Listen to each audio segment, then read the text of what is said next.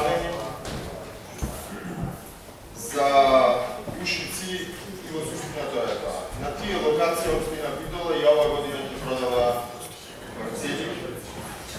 Меѓутоа, она што е многу интересно е вториот дел, фактички извештај што е продадено од 2014 година, предето член. Податоците се фрапантни. А се однесуваат на сумата која што ја инкасира општина Битола во изминатата година по основ продажба на градишни. Само за јавност, во поранешната касарна се заработија само 3,3 милиони денари. Во индустријската зона Жабени 2,3 милиони денари. Локалитетот Француски гробиште 435.000 денари. Градската работна зона северно од патот Битола, село Новаци 1,4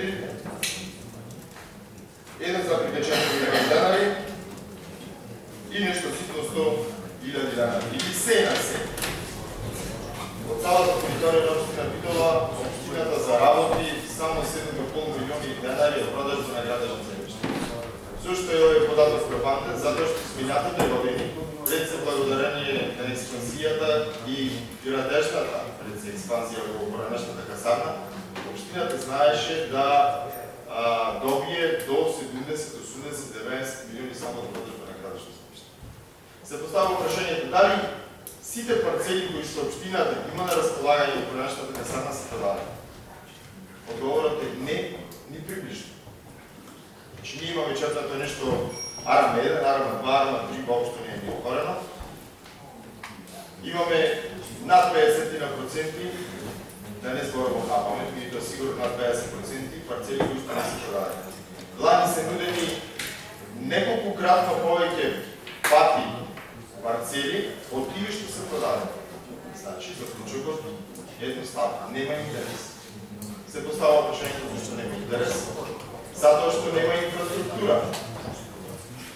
Понатаму Ланецот вели самиот по себе, зашто нема инфраструктура? Затоа што градоначалникот парите што ги заработи од истото тоа земјиште што минатите години го продаваше, комуналиите кои што граѓаните и фирмите ги плаќаат, ги инвестираше секаде само не таму.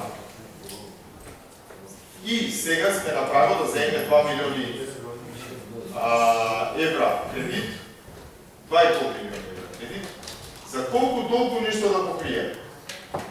Меѓутоа, имајќи го предвид дека за изградба на таа инфраструктура која што касни 3 до 4 години треба време, инвеститорите не сакаат да чекаат. И затоа само во поранешната касарна се продадени парцели 3,5 милиони денари. Нема друга причина. Едноставно никој не сака да гради таму каде што не е урбанизирано. Никој не сака да гради згради, имајќи во предвид и знаејќи дека граѓаните во истите тие згради не може да се вселат затоа што зградите не може да добијат потребна дозвола. Е така причина во општина Битола. И за тоа некој мора да понесе одговорност. Верувајте, на крајот имаме финансиска штета.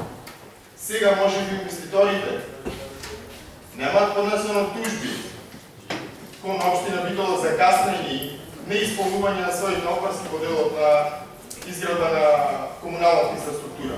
Меѓутоа, во оној момент кога ќе биде изградена, кога тие ќе ги добијат потребните дозволи, сите до еден, заради каснењето, ќе поднесат тужби против општина Битола. Кој ќе ги плати? На сите не е јасно. Сите ние, граѓаните на општина Битола. Клучното прашање е кој ќе понесе одговорност? И тоа секако треба да биде градоначалникот на општина Битола. Ви благодарам. Благодарам.